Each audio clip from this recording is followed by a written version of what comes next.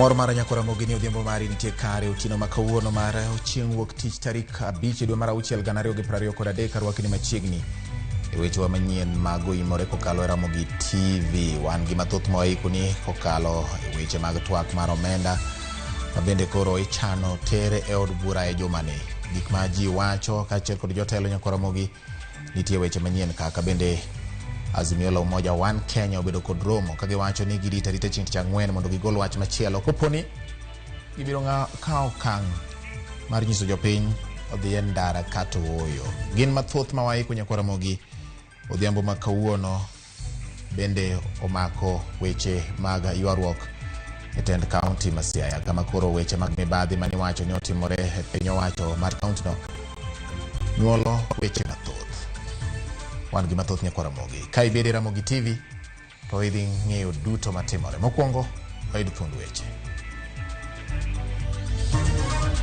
Wayudo weche moko manyien kaluwore kod tiyo gofis marach mar jalup gavana. Mibadhi mantiere Siaya ema sebedo ka wacho nitiere mibadhi. Ka onge mibadhi to anti-corruption biro mondo omak jinade. Ywaruok medo jimbore e kind gavana James Orengo gi jalupne William Oduol katendo Orengo sani wacho ni gin gi neno matudo Oduol gi mibadhi.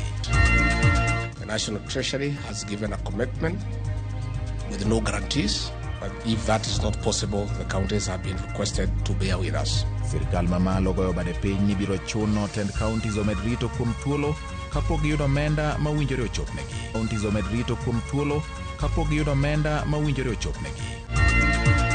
Maybe there are things we don't want to declare in terms of these funding us. And as a country, of course, we are very keen. Migao mar arita koro dwaro ni riwruoge ma ok mag sirkal ochwal ripodgi mag omenda kod chopo dwaro mamoko mag chik.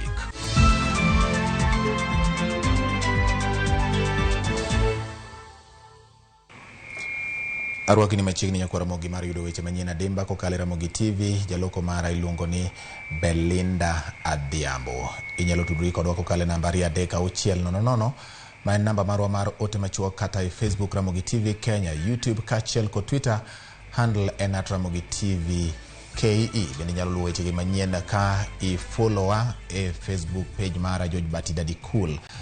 Kanyo bende nyalo luwo weche manyien mag Oimore e Ramogi TV. Machiegni nyinga en George Bati.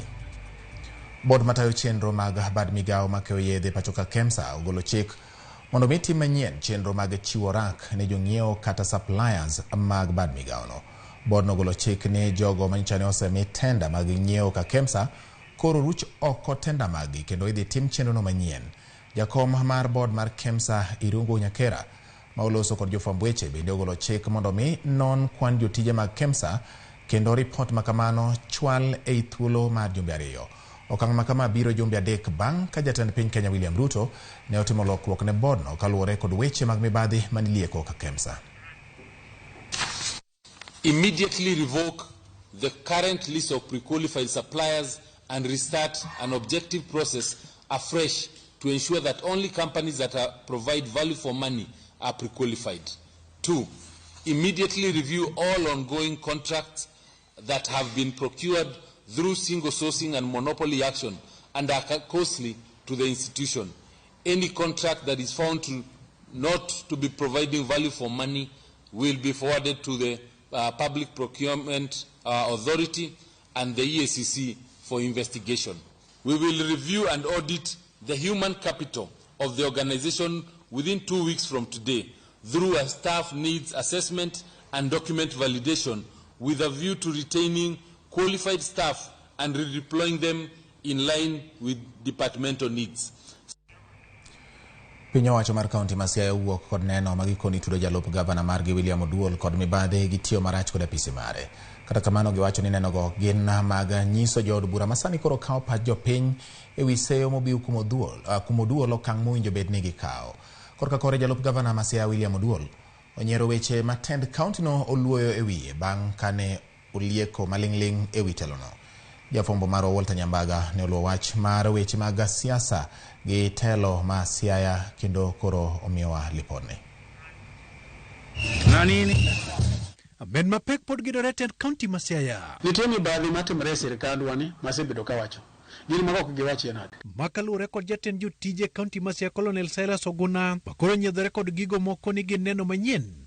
Molero ni oyangore kaka William Oduol ne otiyo ataro kod apisi kanyakla kotiyo marach kod mwandu mag sirikal. Kawuono wayudo sim koa kuom EACC kagiwacho ni gidwa biro mondo gimak jok ma giparo ni mibadhi no. Kendo wamedo wacho ni wayudo weche moko manyien kalure kod tiyo gofis marach mar jalup governor.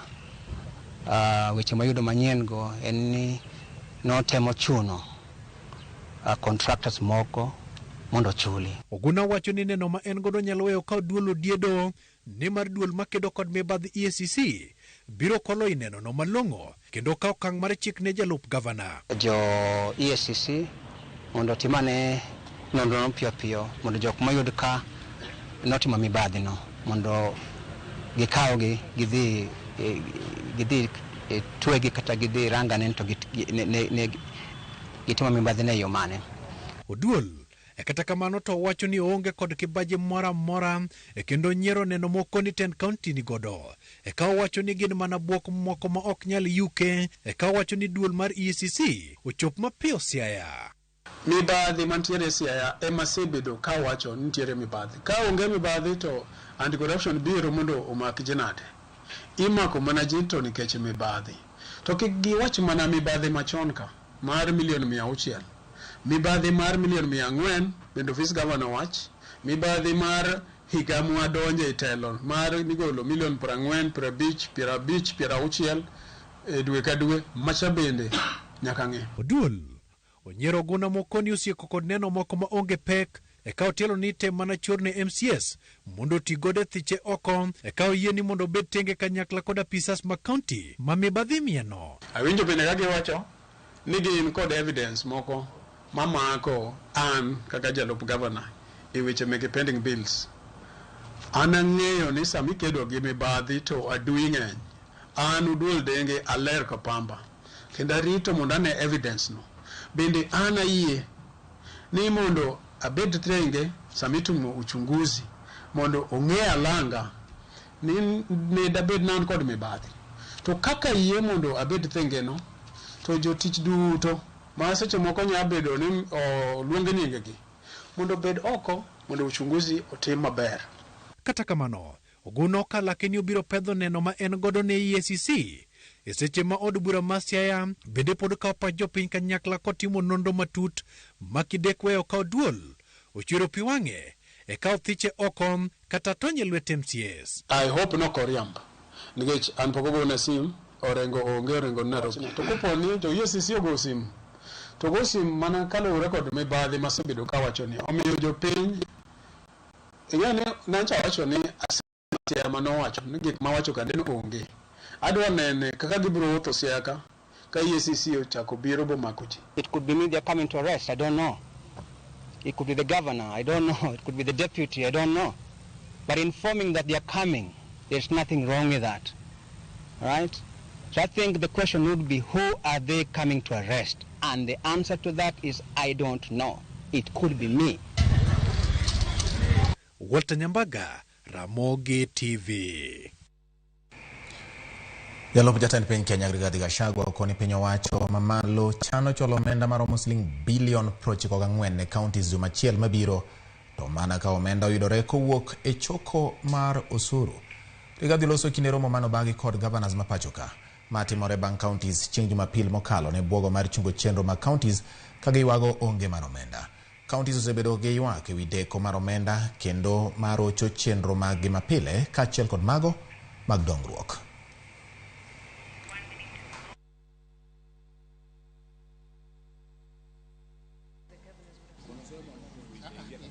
The amount disbursed so far is 305 billion, and we still have an outstanding 94 billion that is owed the county for the months of April, May, and June.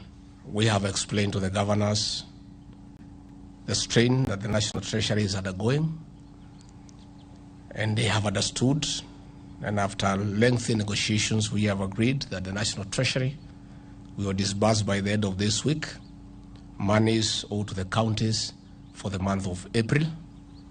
We have further agreed that by 19th of June, the money owed to the counties for the month of May will be disbursed.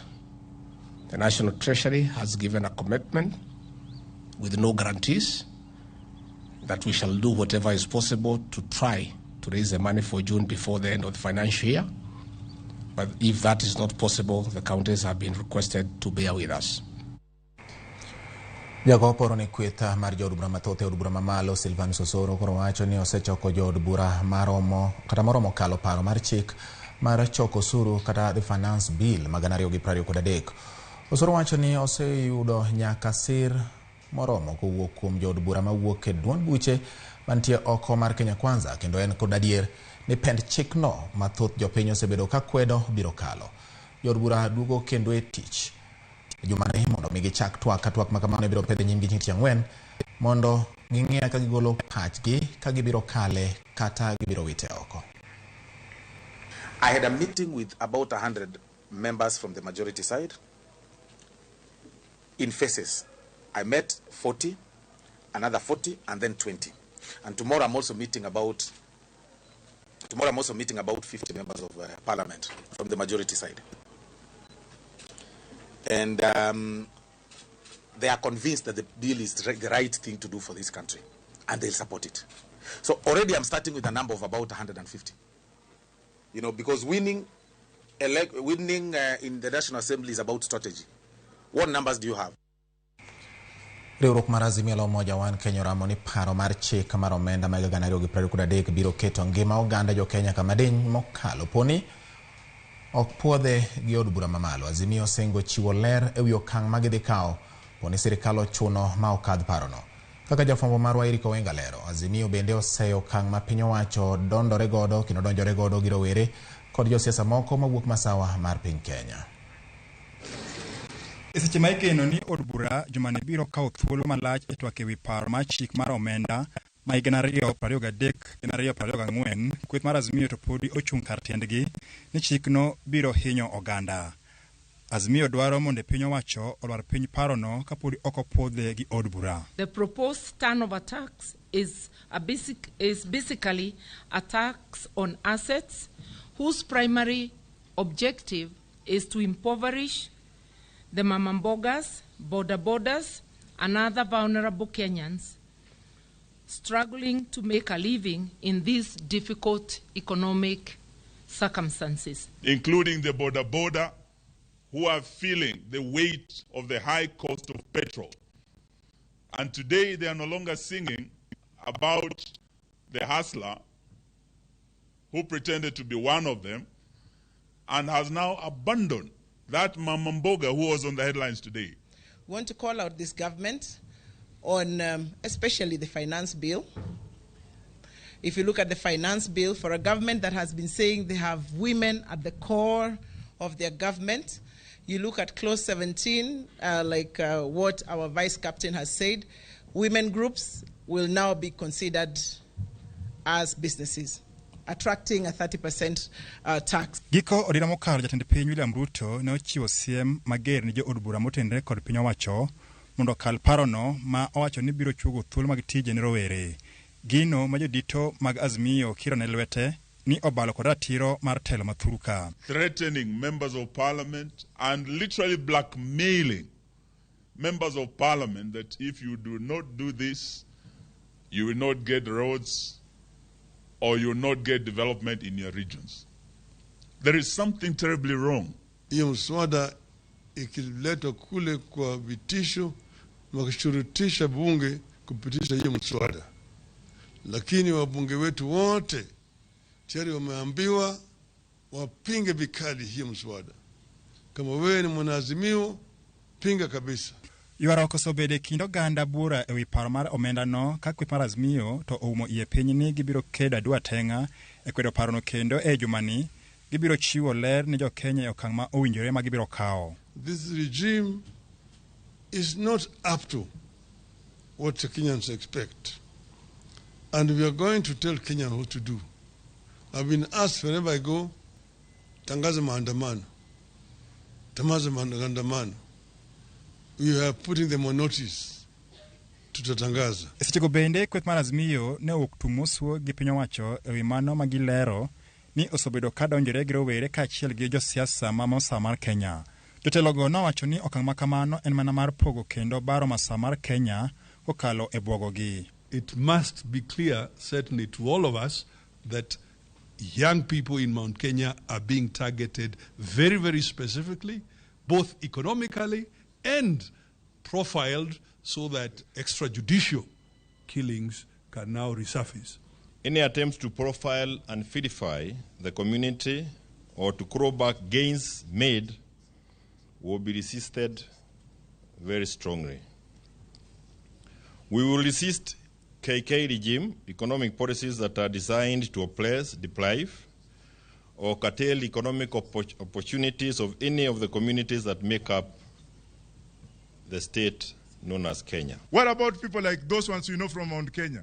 When you take power and power corrupts you and you start eliminating people, ethnicization of one community, how do you think Kenyans are feeling about it? And our youths were moving aloud in waves. And the wave resorted to the government that is said to be in place.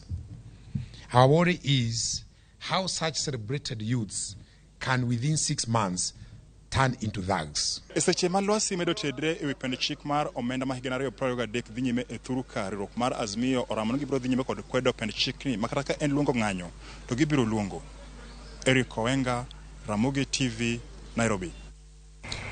Piny owacho koro keto rameny mager ne riwruoge mag piny owacho mondo mi one ni giyango kama omenda ma isirogigo wuokie higa ka higa.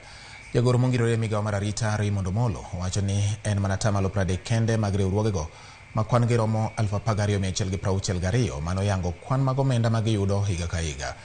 Omolo wacho ni piny owacho chich ni mogo kuom omendago ne okowuok kama ler. Ripot ewi yuto mag riwruogego yango ni ne gitiyo kod omenda maromo siling bilion 185 higa mokalo ka thoth omendago ne oketie chenro mag dongruok. Looking at the numbers, we are talking of excess of 12,000 NGOs. But it's interesting that barely, I doubt it gets to 30%, filed their returns in the last financial year. So we need to find a mechanism of working together to ensure that there is total compliance.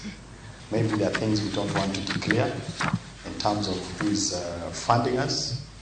And as a country, of course, we are very keen in following up the trend for illicit financing.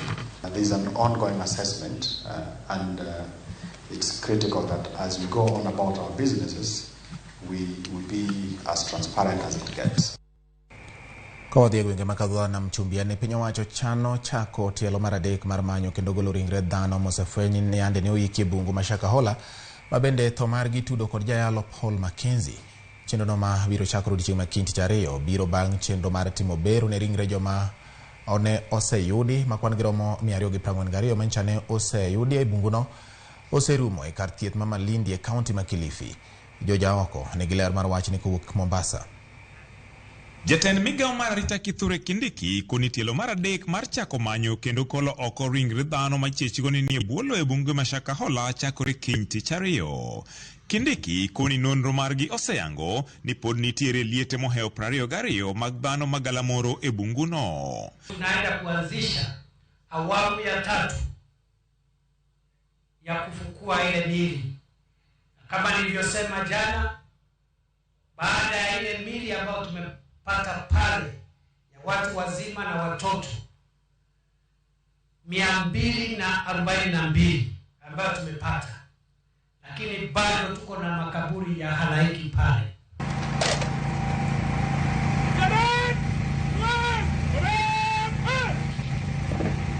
Kani uloso e nyasi Maria Wayanga tesendo bila mawundanyi e kaunti ma Taita Taveta, jatend migawo no ne oyieni piny owacho nyicho bedo kod nyawo mar gayo masira makamano, kabende okoni giketo chenro makare mar neno ni nek makamano ok chak timre e pachoka. ni jambo kubwa na ni jambo ambalo ni laana kwa taifa. Watu wengi kupoteza nafsi kwa njia ile. Na mimi nimehakikishia wananchi wa Jamhuri ya Kenya kwa niaba ya serikali, ile mikakati na ile mipango na ile mabadiliko na marekebisho tunaenda kufanya hakutawahi kutokea tena katika Jamhuri ya Kenya jambo kama lile, watu wengi kupoteza maisha yao kwa sababu ya kuadaiwa na wakora ambao wanajificha kwa kanisa, msikiti ama hekalu. Never again in our country. Never again. To kata bang' doho chungo, duol manyiso jatend piny Kenya William Ruto chuogo mar nono masiche mag tho maendo timore Shakahola, jatend migao no koni duol no biro chako tich ayanga kiny tich ariyo, kuma okwaye jopiny mondo mi owuog oko mar chiwo pachgi e nyim duol no. Chenro mar manyo jogo ma pod ngima kata kamano osebedo ka dhi nyime e bungu no, ka odiechieng' ma kawuono ni to onge ng'ata ng'ata mane oyudi ka ngima kata mano mowito ngimane. I therefore want to request the people of Kenya, from every part of our country, from every faith and denomination, all people of this country should make a point of contributing their views to the task force that has been established to recommend the legal, policy, administrative, and procedural measures that we need to adopt to make sure that never again in our country we have the kind of injury that we got through Mr. Mackenzie and his collaborators. George Aoko, Ramogi TV, Mombasa.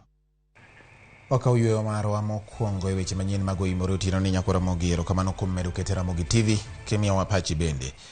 Aneno ka Pastor George Adwera mar God Kwer kuduchinja kosewacho ni bati waneno maber ahinya kendo habari giwacho ni donjo negi odhiambo masani yo mayot kendo mayom. Yuviela Atieno wacho ni ofwayo ni dagi koda Samson Origa ka gintiere Ugwe School. Erokamano ahinya. Kasto Jared Nyaki japuonj wacho ni piny tek, these people are not for the common mwananchi. Wacho kamano. Erokamano ahinya.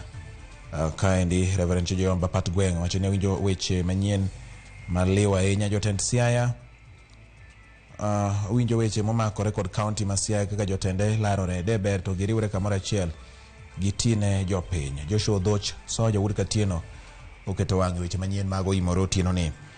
An adundo kawuok Asembo, Raila owe jatend piny mondo timos. Erokamano. Victor Maya mawuok Sena wacho ni onego duok bei mag gik moko piny. Odhiambo janamba Kapeyo Jaseme mamor kod kaka okelno weche ma tucho kone kod kocha. Dickens Odhiambo Lo wuod Nina Lego from Makariaduru Nairobi wacho ni twende maandamano wan waol. Okay, kaso Tisa Chayo kantiere pap Nyadia Lazimio red mana okanda katek to ji odoge ndara. Mago moko kuom paro ma ji medo golo kanya kora mogin bende nyalo medo golo pachi kunde ma indiken 23600 mano namba marwa mar SMS kata nyalo ndiko nwa kokalo e Facebook ma en Ramogi TV Kenya, YouTube bende luwe weche gi achiel kachiel kata Twitter handle marwa ma en @Ramogi TV KE. Wadhi yweyo ka waduogo pod wan gi weche mamoko manyien.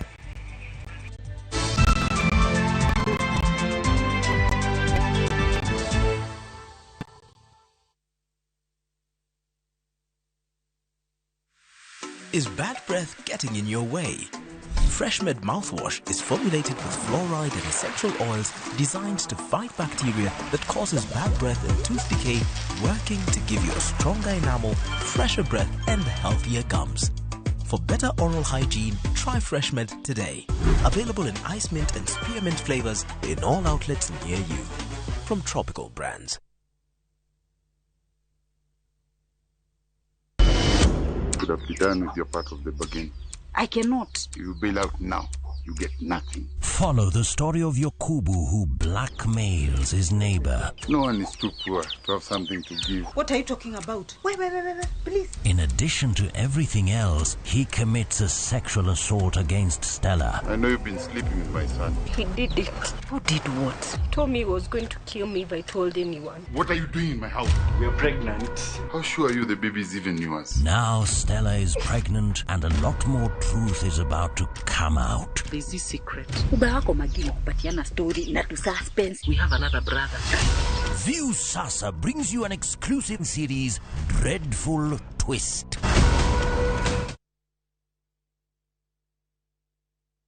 Jijenge na shilingi 1500 guaranteed kila wiki kwa kucheza Kaende Jackpot. Shiriki kwa kutumia 50 bob pekee, cheza na Autopic kwa kutuma neno KJP kwa 29063. Not for persons under the age of 18. BCLB number 416.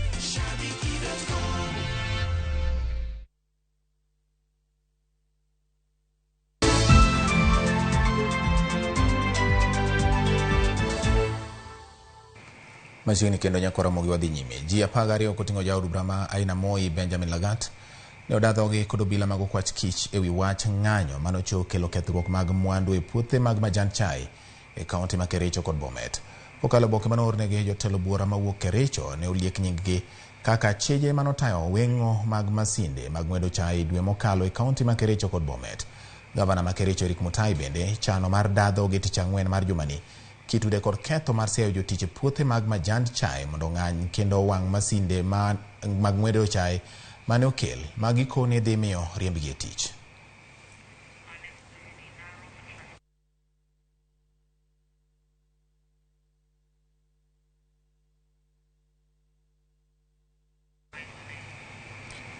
Luoro mar rochruok mar arita kwe medo kwako tong' mar Transmara West kaluwore gi ywaruok ma okwako dhoudi moko ariyo e alworano. Ywaruok matinende en ma omuoche kind jodak ma Enoretet kod Nkararu. Ywaruok ma okelo lweny ma gikone omiyo ji buora oyudo hinyruok kendo itimonegi thieth. Romo mar wach arita kwe ne obagi kawuono mar manyo yore mag kelo kwe e alworano. Obila osengo apedha kendo nonro matut ewi monjno ka jogo ma itudo gi siayo tulono bende koro iluwo ndachgi.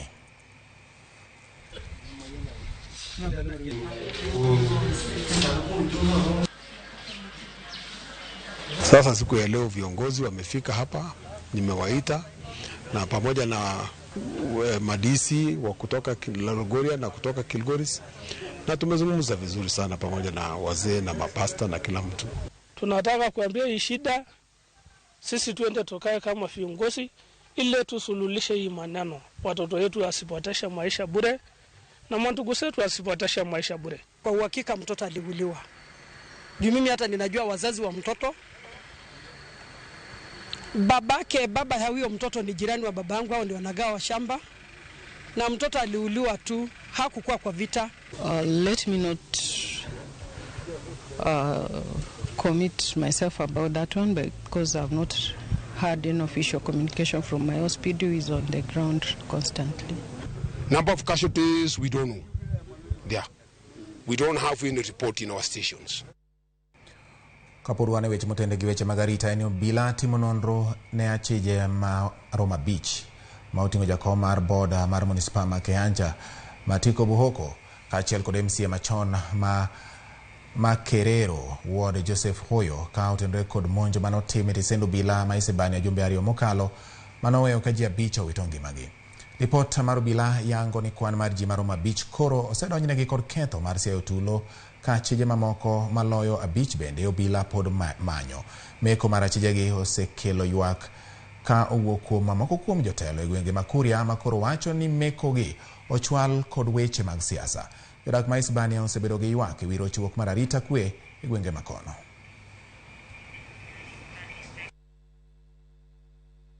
Sisi wawache kuingia kwa masuala ya kisiasa kwa sababu ni mchezo ambao hawawezi kucheza katika sub-county hii. Tunauliza, saa hizi zimepita karibu wiki 2 tangu wafanyabiashara wetu wawe katika mji huu wa Isibania.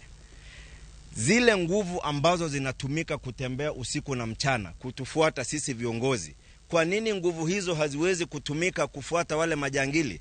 Tungependa kujua na tuna demand kujua ya kwamba progress ya kushika majangili imefika wapi. Kowere kod mag arita wadonje motene kod weche mag singo mar neno ni alwora obedo e yo makare.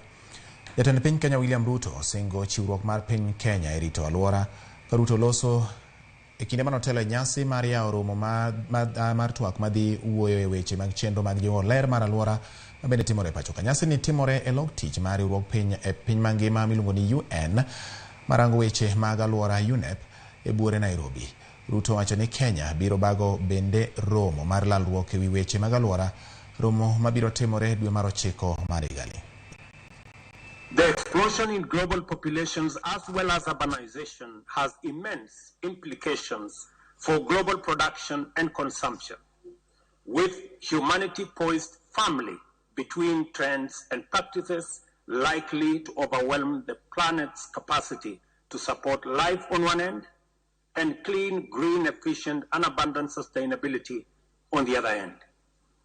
Fundamentally, this gathering is one more opportunity for the global community to confer and reflect about the progress made in imagining new possibilities for the sustainable provision of opportunities and amenities to promote the flourishing of nearly 10 billion human beings, whilst enhancing the Earth's capacity to support all life on it. Kapod wang'iyo mana mago motene kod weche mag alwora ni jo Kenya ne okudong chien e chenro mar godiechieng' mar jiwo ler mar alwora. E gwenge makaluo, achiel kuom kuonde ma jo kedo ne alwora oketo e maino en dho wedhe mantiere nam ma bende yangore ni osebedo ka ochido kendo ler chalo mawicho wilgo.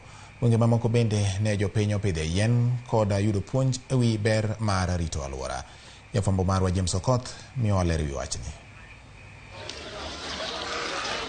Ler mar alwora mar nam Lolwe osebedo achiel kuom weche ma imulo gi migepe makedo ne ler mar alwora. Tinende, odiechieng jiwo ler mar alwora ne oywayo jokanyo e sekta machwalo agenda mag alwora e kaunti ma Kisumu. Gi paro achiel, ne gichoko yugi kendo puonjo jopiny e wi keto ler e alwora mar nam kod kuonde dak. Achiel kuom ywak manitie en medruok mar jwala kod mwandu mamoko marach kod alwora mathoro hinyo nam. Kawuono ne wariwore mondo wawach ni wadwa ni mondo wadhaw kendo wadhaw gi gimiluongo ni plastic pollution. Wageng' chupni mag jwala waket mondo kik wachak waorgi, waketgi ka gidhi e nam. Lake Victoria othung' ahinya kendo kore othung' ma ka wagolo chupni ma wasebet kwa keto to Lake Victoria biro bedo ka kore oyweyo. Odiechieng' ma kawuono ne wadhi yalo nyasi mar rito alwora e dala mar Dunga e Nyalenda Bika, kendo wa gi puonj mopogore opogore ka kono rowere ni apart from the lesson we learn here, wadhi temo mondo wadhi e community kase kod schools mondo wapuonj rowere kase kod nyithindo mondo gibed ka ginyalo rito alwora, nikech alwora maler nyalo kelo ngima maber ne nyithindo kase kod joma dongo duto te. Waste en gima useful to ka watiyo kode maber okonya bedo useless. Ma tine ni waste wanyalo tiyogo mondo wayudgo yuto. Gik mako mineno ni takataka gin nitie kaka inyalo improve on waste ti iuse mondo yud financial gains. Nikech ka gichopo pi to gihinyo pi to gihinyo rech to gihinyo alwora, nikech ka en tourist attraction site koro wa encourage mondo girit environment mar lake to wawacho ni wadwaro ni mondo wa restore Lake Victoria kendo. Nyasi makama bende ne udhi nyime e gwenge mamoko ma Kenya ka oriwo Migori, kama oganda ne yudo jip mondo okony piny owacho e lwenj kedo gi jwala ma pod moko kuom jo ohala matindo hinyo tiyogo. Apisa ma ochung' ne alwora e bwo duol mar NEMA, Tom Togo, wacho ni jwala ma pod yudore e kaunti ma Migori chalo ni wuok e piny libamba ma Tanzania, ka bende ne okwayo oganda mondo okonygi e kedo kod jwala e kinde ma NEMA pod dhi nyime kod timo apedha ne jogo matiyo kod jwala. As NEMA, we do continuous enforcement. We have arrested quite a number of people. We are in court with them. But we still see the flimsy bags, the small mama mboga plastic. If you go to the market and you allow mama mboga to sell you his hamburger in a plastic, then you are not assisting the government meet its goal of eradicating single-use plastic. Paro mabende osir kod jatend migao mar alwora e kaunti ma Migori, Rahaba Robi, ma owacho ni piny owacho dhi tiyo machiegni kod NEMA kod oganda duto mar kedo kod jwala. We are going to see a new Migori because we are going to work in partnership with all the stakeholders, all the partners, including the national government, NEMA itself, and ourselves to ensure that we have a clean, free Migori, Migori free of plastic, free pollution. Oganda imedo jiw marito ler mar alwora margi kokalo e loko taka bedo mwandu, pidho yien e kind mamoko. Ka migepe majiwo ler mar alwora bende wacho ni dwaro nitie marito ler mar nam lolwe. James Okoth, Ramogi TV. Kawuok ma otene gi weche mag rito alwora nyako Ramogi. Pod wang'iyo mago mabende tudre yo moro gi weche mag rito alwora to omaka ahinya wach mar tuoche mabiro kaluwore kod chido mar alwora kod pige mitiyo godo. Ji ariyo osewito ngimagi e kaunti ma Mombasa kaluwore kod tuo mar nyaldiema, kama moko maromo 118 bende osegamo tuono e kaunti no. Ma en kaluwore kod apisa maduong' e migao mar thieth Mombasa, Pauline Oginga, makoni machal ni timore kaluwore kod koth masani koro chwe gwenge makono mamiyo pi mar modho maler riwore kod pige ma ochido. Kopogore kod nyaldiema, apisa no bende okoni oganda mathoth ma Mombasa koro gamo tuoche mag athung'a ma bende sani landore kono.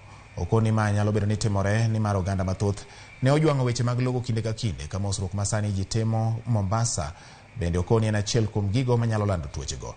Tend kaunti ma Mombasa osechako timo kampen mar jiwo oganda mondo jiw ler e weche miechgi mar gayo landruok mar tuoche go ma ikelo kod chido mar alwora. To gi Sauni sub county manyathi ma jahigni 8 no okel ka otero osuptal ka osehingore mo lalo ngimane. Ka noselalo ngimane to waneno ni kaka nobiro nwa suspect ni gi tuo mar nyaldiema mwakawo sample kuome despite the fact no oselalo ngimane mwadhi mwapimo mowuok ni ne gi tuo mar nyaldiema. Waneno ka homa be ng'eny, homa chako landre to homa mamako ji sani en homa mager to olandore nikech dhano mosore. Yudo ka dhano weyo gik mane gitimo kaka logo lwedo, sanitizing gi social distance mago giweyo. Koro wawacho ni katek ahinya to log lweti katiket social distance. Gamo iye ma ohiwe kind jopuonjre manyiri kod tiyo gi yedhe ma mero ji gin moko kuom gigo ma oyange ni duoko chien chenro mag somo e thoth sikunde mag sekondar mayudore kar chung' od bura mar Angwe e kaunti ma Homa Bay. Magi ne onyanyore e kinde romo mag jopuonj madongo e sikunde mag sekondar mar Angwe ma bende ne okelo kanyakla director mochung' ne weche mag somo e kaunti no. Apisas mag arita kwe kaachiel kod jaod bura mar Angwe Lilian Gongo. Romo no mane obagi e sikunde nyiri ma Asumbi ne oyango ni iye ma ohiwe kind jopuonjre manyiri odwa jimbore e alwora no ka moko kuom jopuonjre ma yawuoyi bende tiyo kod yedhe ma wilo paro. Meaning most of the children are not making it to the middle level colleges. Nyithindo moko man gi HIV AIDS. Either most of it be you don't get through birth, which maybe parents gi, and some realize later, but they are usually give luor wacho. School onego bed gi forum moro ma ginyalo keto information and confidence gigegi iketo very private and confidential. Kaluwore gi analysis mane watimo, nyithindo gi ng'eny gi ahinya gichop ka gisechopo form 4 to gimaka maka ich achadha nikech kaka koro sani iga mar 2022 2023 half year wan gi nyiri 167 mosegamo remo ka gin e school. A very sad state of affair, rach ahinya. Kendo bende kuom nyithindo ma yawuoyi gima wuok ahinya ka en ni nyithindo gi yudore ka gine timbe mag njore, gimadho njaga, moko bende madho kong'o. Of course wantiere gi discipline e skundwa, nyithindo ok behave e yo makare.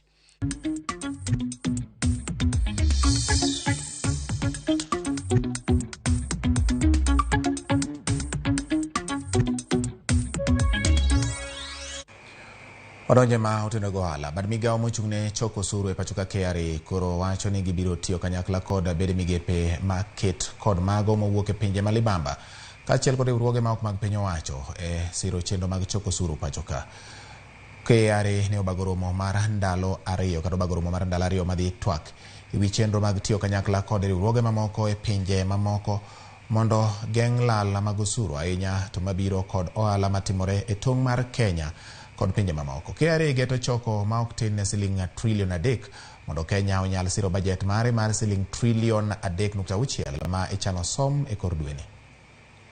The tax space globally are increasing at increasing speeds, and they are also becoming a lot more complex. Conversations that touch on the economics of tax, but also on the morality of tax systems and processes, must therefore be stepped up. And back in KRA, we are having these conversations, not just on how to raise more money, but also on how to participate in baking the cake. This will help tax administrations like Kenya Revenue Authority and others to not only increase their revenue, but to increase their revenue in a sustainable manner. One of the things that we are grateful for is the importance of collaboration between different stakeholders, especially in the tax landscape. So this conference is evidence of that collaboration. It's important to bring different stakeholders as well as the Committee of Fiscal Studies. It's important to bring the different stakeholders together because, as we all know, the tax landscape is now very wide and the synergies that this convergence brings together helps in bridging the information gap, but also bringing different perspectives in not only tax policy research, but also different perspectives to tax administration on key tax issues that the world is grappling with. Kambi mar wuodhe ndege ma Astral Aviation koro yango safara mar ndeke mating'o osigo kachiel kowuok Nairobi nyaka Tel Aviv e piny mar Israel. Ndeke go mabiro wuok Nairobi juma ka juma igeno ni biro nyayo ohala e kind pinje ariyogo ahinya to ne johala ma uso gigo makethore mapiyo kaka lode kod olemo. Edwin Okoth miyo ler mar wachni. Ndeke mag osigo mawuok Nairobi nyaka Tel Aviv igeno ni en achiel kuom yore madhi nyayo thuolo mag ohala ne johala machwalo mwandu makethore mapiyo kaka lodi kod olemo ma iuso e piny mar Israel.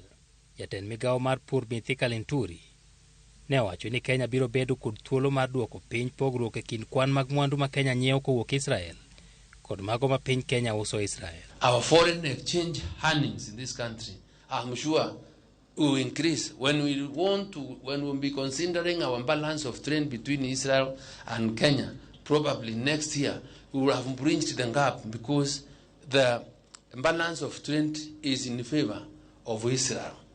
Kambi mar Astral Aviation biro golo ndege mar ting'o osigo juma ka juma bang' winjruok mar ohala manoket e kind pinje ariyogo dwe mokalo. We had extensive discussions that were led by him with the senior leadership of Israel. We explored various avenues on how we can be able to share or benefit from our good relationship. And it is in that round table conference that this was announced. Ndek Astral Aviation manowuok e paw ndege mar JKIA ne opong' kod osigo mag rech kod alodi kendo igeno ni thuolo ma wuodhno kawo dhi dok piny kochakore seche 24 nyaka seche 5 kende. This aircraft is going to be carrying a consignment of 25.6 tons of fresh Del Monte pineapples, and we also had a consignment of 2.1 tons of Nile perch fillets from JAV Global Cargo, which brings the total cargo on board of 27.8 tons, which is 99% of the capacity. Kenya nyiewo mwandu ma nengogi romo siling bilion 6 gi milion 800 kowuok e piny mar Israel. Ka mwandu ma Kenya tero Israel to ni piny mar siling bilion 1 higa ka higa. Edwin Okoth, Ramogi TV, Nairobi.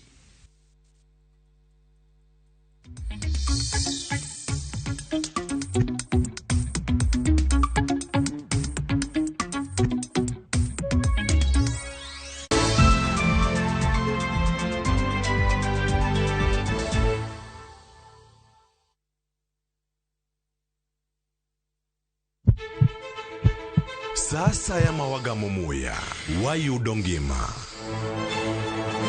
Sasa ya mawayudo rieko wareso ngima ng'ato. Ductus arteriosus onego beni lorore, foramen oval onego beni lorore. Penj laktar kelo ng'eyo matut, gero oganda gi puonj mok inyal yudo kumoro amora mag weche thieth. Iwacho ni gima koyud chon, tinyalo thiedhe ma ng'ato chang chuth. Kabisa. Or ote machuok gi penjo moluwore gi weche thieth. Tudri kodwa e nambani kata inyalo ywa tole nambani. Riwri kod Ruth Otieno wuok tich nyaka tich abich saa 12 odhiambo mana e Ramogi TV.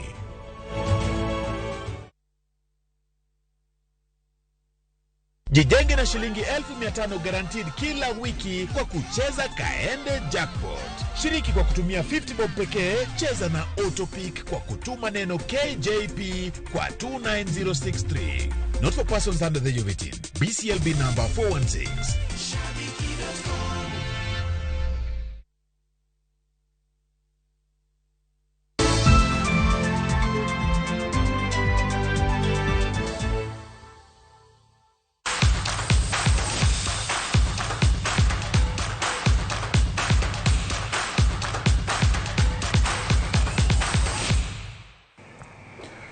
Odhi nyime jakom mar riwruok matayo tuke mag adhula e pacho kani Mwendo ojiwo puonjruok mag jopuonj adhula ka olero ni ma e yo makende manyalo kelo dongruok mar adhula e piny Kenya. Kano wuoyo e kinde mane omiyo jopuonj adhula lesen mar medo sombgi mar adhula mong'ere kaka CAF B license, Mwendo ojiwo jopuonj adhula mondo mi odhi nyime gi somo mabiro konyogi bero kendo gero mich mag rowere e kor gwenge. Tiegruok makama manobagi e kar tiegruok mar Kenya Institute of Special Education noywayo jopuonj adhula maromo 25 manoting'o Mildred Cheche, Anna Luoch, kocha mar Nzoia Sugar Salim Babu, kocha mar Nairobi City Stars Nicholas Muyoti, Collins Omondi ma en kocha mar Mathare United e kind mamoko.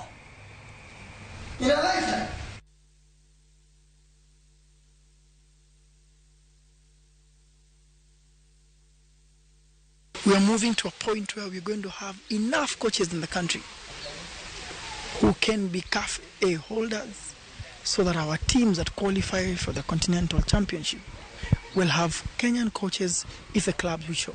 But what's important also is to have teachers of our kids, teachers at the lowest level and teachers at every level of the game. We want to do our best to Odhi nyime ni tuke mag World Safari Rally ma chakore e pacho ka jumbe adek mabiro odiochieng' ma kawuono noyudo sir kowuok kuom kambi mar Sifao machon iluongo ni Toyota ma bende nochiwo omenda maromo $32 kopogore gi omenda mabiro konyo e bago tukego. Kambi mar Sifao bende ne ochiwo geche ariyo mag pickups mabiro konyo nyiso yore ma mitokni ariyo mag Toyota. E higa mar 2022 kambi ni bende nochiwo sir ma kama e piem mane Toyota okawe thuolo 4 mokwongo ma bende ne ochwalo loch margi nyaka par. Tuke mag Safari Rally biro dhialo higni 70 nyaka ne ochakre, kama bende biro bedo tugo mar adek nyaka ne tuke gi duogi e piem mar WRC. Of resources, sum of money to support the entire ecosystem of this rally. But we know that this event is not just about money. It's about branding. It's about partnership. It's about a message of what we can achieve together.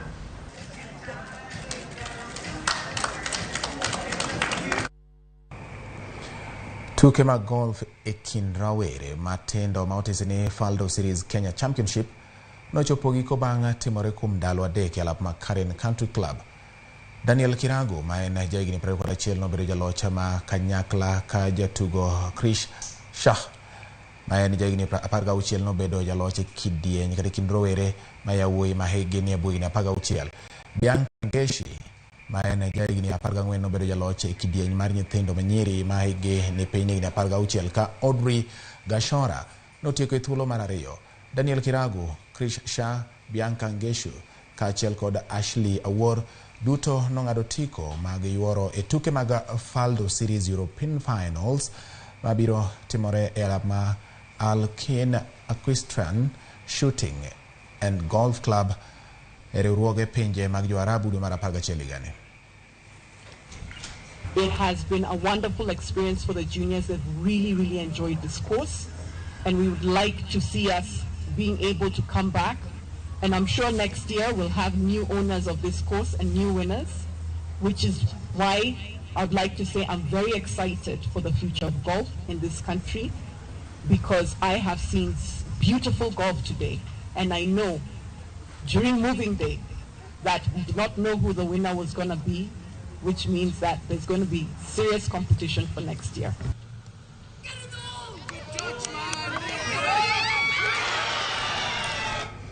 Jatugo Peter Cheriot ne obedo jaloch e piem mar tuke mag golf mineno ni Cumbersome Golf Tournament manobagi alap ma Mombasa Golf Club.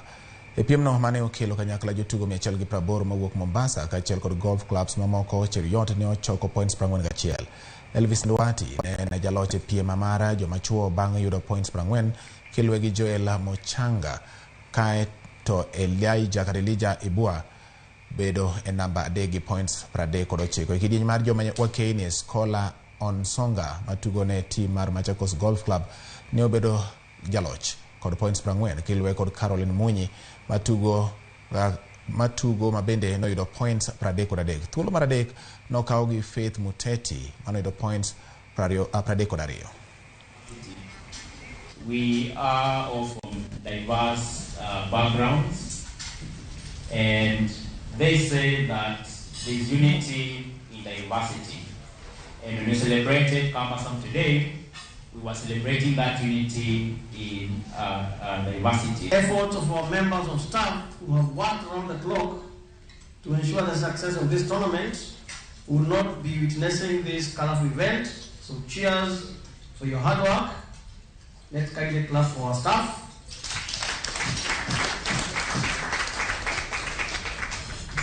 And lastly, I want to thank everyone who has participated in this competition. Club mar Real Madrid kelo lokruok e sekta mar jotugo ka jatugo Karim